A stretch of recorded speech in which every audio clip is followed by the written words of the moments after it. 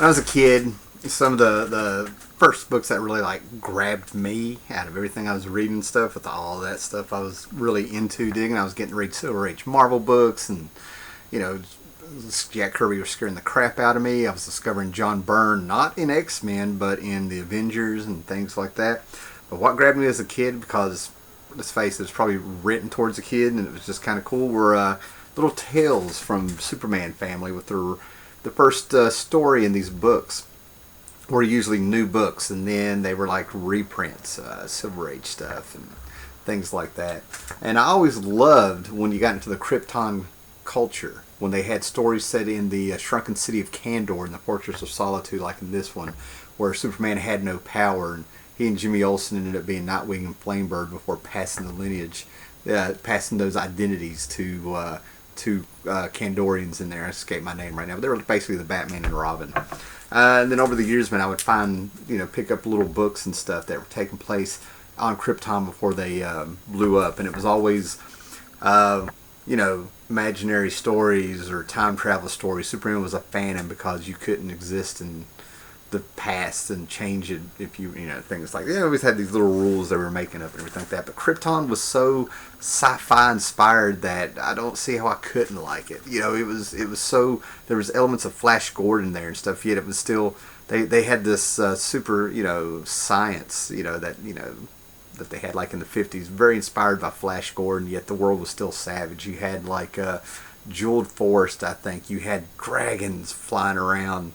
You had a thing called a thought beast, looked like a gigantic triceratops, but what would happen was on its, I don't know what you would call it, man, but like on its shield that was around its head, not only was this thing savage and would come and attack you, but you could see its thoughts, and they would actually draw what it was going to do to you, what it wanted to do to you. So it's one thing to have a gigantic triceratops coming at you when you're a kid, but it's another thing to be able to see how it's going to eat you, on its head. Just kind of grabbed the imagination. And time went by. I ended up like, Howard Chaykin drew this and stuff, but this was a mini series, but I got the little pocketbook edition of it and stuff, so I would grab things like this. Like I said, it was very Silver Age inspired, very, very 50s, even as it went through the 60s, and you would get to know more about Krypton through these little mini series that were coming out and stuff. Probably the very first actual mini series could be, and it expanded on Krypton. It's part of Superman's legacy, and you had the Phantom Zone and Jor-El and Lara and all these things going on. Kandor, the Shrunken City, Brainiac. You got to, and they started giving it a little history and stuff. You ended up getting a timeline of the family tree, if you will, of the L family. One of these had little map of the world and stuff, and you had Rayo, their god, their the sun and stuff. And then after Crisis on Infinite Earth came out through DC and stuff, they decided to make Superman unique, and Marv Wolfman was the man who really had started Crisis pretty much in 1980. As soon as he had got to DC, he had plans of what he wanted to do there, because DC's 50th anniversary is coming up, and that would be followed by Superman's 50th anniversary, Batman's 50th anniversary, Wonder Woman's 50th anniversary. So he kind of had a vision of what to do with Superman, and as years went by and stuff, it didn't really go anywhere until the name John Byrne came up, and Marv Wolfman was kind of the guy that floated it around, and there's some little stories in between there, but I don't have, don't know if they're factual or not. But anyway, John Byrne was invited to come over. The man had made his name on X-Men and Fantastic Four, and now he's doing Alpha Flight, and he was a star in the 80s. And what they did is they went back to basics. They took Superman back, depowered him a little bit, made him a bit more human. But the biggest thing, did a lot of things. People felt like they were marvelizing him and stuff. But one of the biggest things that he did was, that I enjoyed, is that he came out with a World of series. It ended up being 12 issues, but it was 3-4 issue miniseries exploring Superman, and came out with World of Krypton. This should be around 87. This came out November of 86, the first issue did. And this was fantastic because what he had done before Superman #1 came out, and he was doing Action Comics, and Marv Wolfman was doing Adventure of Superman. He came out with I think it was a bi-weekly series, maybe a weekly series of the Superman Man of Steel And this kind of showed you Superman's evolution, the new reboot evolution, they're not in order, fantastic, of Superman to where he is in the DC universe. So by the time that Action and Superman started up, we already know where he is in this universe. You know, you get to see it's kind of retelling of his origin and his life a little bit. Very well done. And, you know, first meeting the Batman. But it was the very last issue of what had happened was because this Krypton is very different. They brought Superman back to where he was unique. He was going to be the only Kryptonian. And I'll probably end up repeating a bunch of this stuff when I do a John Byrne Superman video showing all my Superman books. Anyway, but what happened was that he found the ship. We get kind of reintroduced to Kryptonite a little bit. A chunk was stuck on the ship. But this, for lack of a better word, hologram came out of Jor-El. Superman did not know his origin. He did not know he was from Krypton. And this hologram ended up touching him on the head, and it immediately filled him with the history of Krypton. So this series picks up with Superman. I think he's being interviewed, and we see a 1,000-year story of Krypton, and with the plot device of Superman. This is his way of getting it out of his head by talking about it, putting all these new memories, new information in his head come out. Now, John Byrne wrote this. He did the first cover, of course. I think so. Yeah. And then Walt Simonson would come in and start doing the covers. But what is amazing about this is it's got a little known writer on it, artist on it, known as Mike Mignola, who would go on to get away from the superhero stuff that he didn't enjoy and did this fantastic sci-fi book. This is not a superhero book. This is some heavy sci-fi shit. And ended up, you know, making Hellboy fame and stuff. He and John Byrne are friends. John Byrne would help script Hellboy and stuff. They were pretty much friends. Earlier before this, they switched books. Bill Mantlo and Mike Mignola was doing Hulk, and John Byrne was doing Alpha Flight, and they just traded books one month. Had their stories kind of converged during the Secret Wars 2 and went on, so these guys have always had a little connection there. Just such a fantastic story. Now, I'm going to grab something real quick if I can see it. I'm not going to do a lot of digging for it. And of course I don't see it. Should have got it down before the video, excuse me.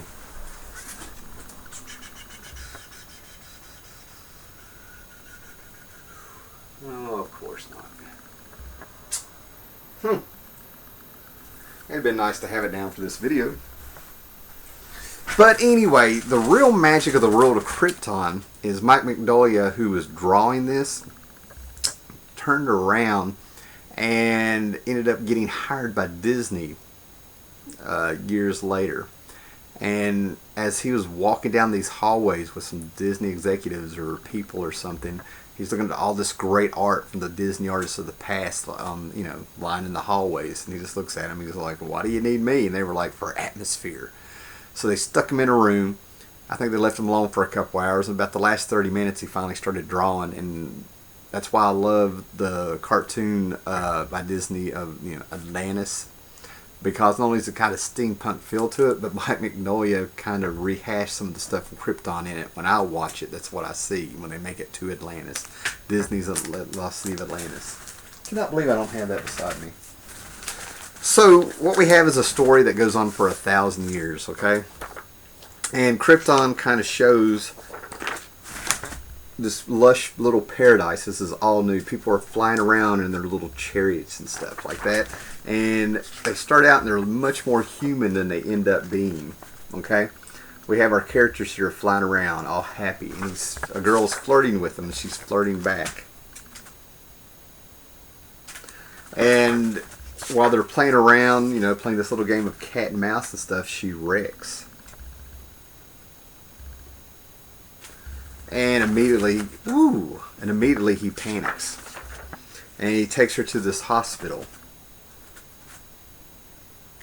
And this is where we find out there's some social issues and political issues going on. This is where we find out this is a bit more grown-up story. The Silver Age is over, that Krypton is dead. Because what happens is, to kind of hook you on the story, what happens is that on Krypton, when you're born, they take some cells from you and they clone you 3 bodies at different ages, and they don't get to cognitively, they don't get to cognitively develop and stuff, right? They use those 3 clones of different ages to kind of body farm for you, organ farm for you, in case you are wrecked like this, to fix you up. The girl is fine. But what happens is that there's this group and these activists and stuff who feel like there should be clone rights, and they're having little demonstrations and a few little riots, and things are kind of bubbling about it and stuff. And then it happens. This person's getting married, and there's people at a reception. You know, it's going to be a party. You know, we're now, you know, these 2 people are getting married. This is going to be fantastic, and they're kind of elite and stuff. The family is, and this lady who is the son of the groom is walking around. She's just kind of being all, you know, bourgeois. And the man comes in with a gun and he's flipping out and everything like that. And comes to find out that the mother wanted her son to have the right mate, the right person, only the best for him. So she stole one of her clones, put memories in it, and of a different age than her, and that was who her son fell in love with. And all of a sudden it just blows up. This helps lead to a 1,000-year war. And then all of a sudden this group pops up. And each issue takes us through, it gives us the same splash page, if you will, of the same buildings as you saw in the first one. Whoops, way too far ahead. And we start seeing how the wars comes out. This is stuff that John Byrne would mine and stuff after we saw Krypton. We see how Krypton becomes a Krypton that deserves to be blown up, as Winnie Penny said. So as this war rages on and stuff, we just see these machines get built, and the war just goes on forever. And they're using battle suits and everything like that. And the suits would eventually, they're in these black skin-tight suits inside of that armor to control everything, and they're pretty much living it as they're fighting. And as the war goes on, a group comes up, and the war is over, and the group has emerged, or I can't remember if they're emerged, or they're left over from the the military parts of it, called Black Zero, I think that's what they're called. And they feel like that Krypton must pay for the sins of the past because of all the clones and all the people and everything like that. And this is where it kind of like resonates with me with some of the political stuff going on. It's the concept of we are going to blow up the whole world because of what we've done in the past, even though they are not the victims, nor are the people who did those things they consider crimes still around. And this is when I knew this book was really good sci-fi, even back then, in the 80s when it came out. Even though I was probably in high school when this stuff came out, middle school, high school came out, I was still kind of aware of the news and things going on. I never delved into it, but it was there. I tend to see things in a big picture kind of way. It just kind of amazes me how we have like a zeitgeist and stuff through the years of things going on. Kind of like the early 90s when you had Counting Crows, Sheryl Crow, and James O'Barr's The Crow, you know, that kind of stuff. But it's good sci-fi, good science fiction. Has the good stuff, in my opinion, is when they take today's social issues, political issues, problems that's going on, and they just transport them to the future, or an alien world, or somewhere out in space, or things like that, and they write about it. And there's like a little bit of escapism, symbolism, subtlety. You can make a statement, yet it's in something that's a work of fiction. And that's where the good stuff comes from. Go back and look at Star Trek. There's a reason that it's lasted 50 years, you know.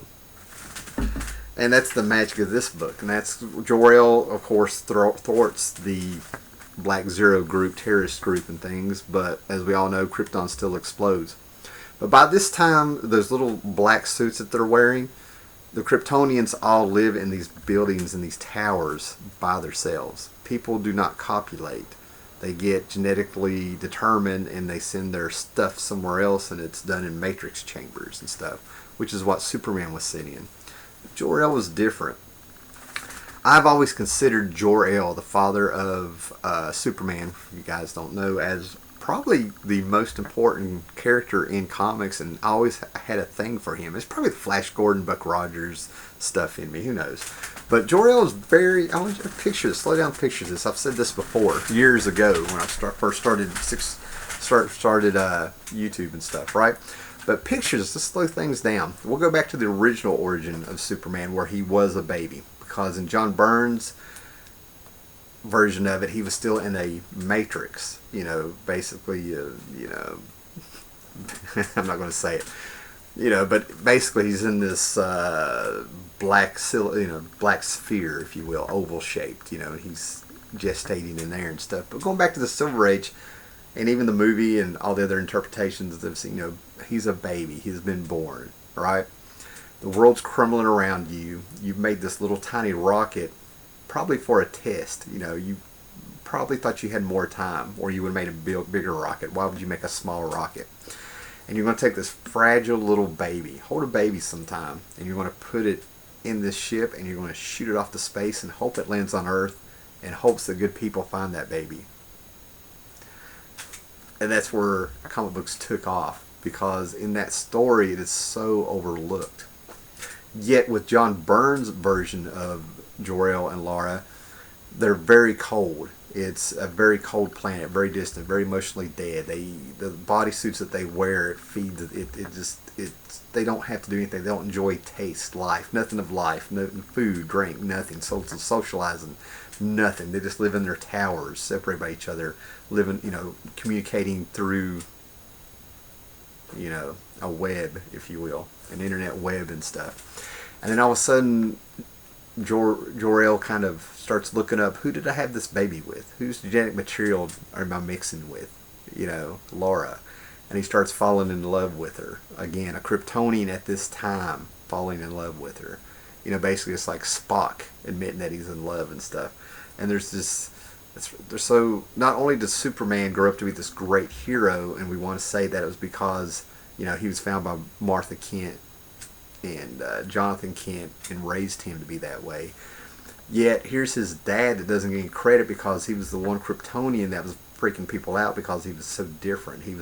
He had that spark of life, joy of life coming out of him, being able to feel the things emotionally, like in that first issue of the kid riding around chasing the girl, and the girl was flirting with him and stuff. And as the world's crumbling around them, they send that, you know, their son, who's not even born yet, off into space.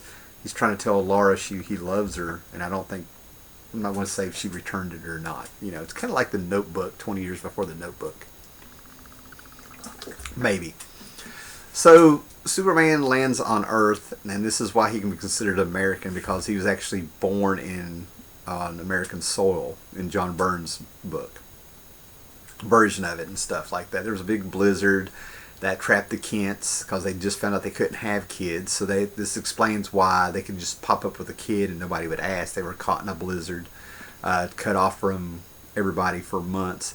She comes out with a baby, and after they kind of look at somewhere on the line, they said they looked at the gestation chamber and realized that it gave birth to him, thus he was born on American soil. John Byrne was kind of fixing things and explaining things that people couldn't understand, like how do you pop up with a baby? I read somewhere they were trying to say that a family member gave them the baby. And of course there's the medical stuff when he's growing up. His version of Superman really had to absorb the sun for over a decade and stuff before they started noticing he was different and had powers and stuff.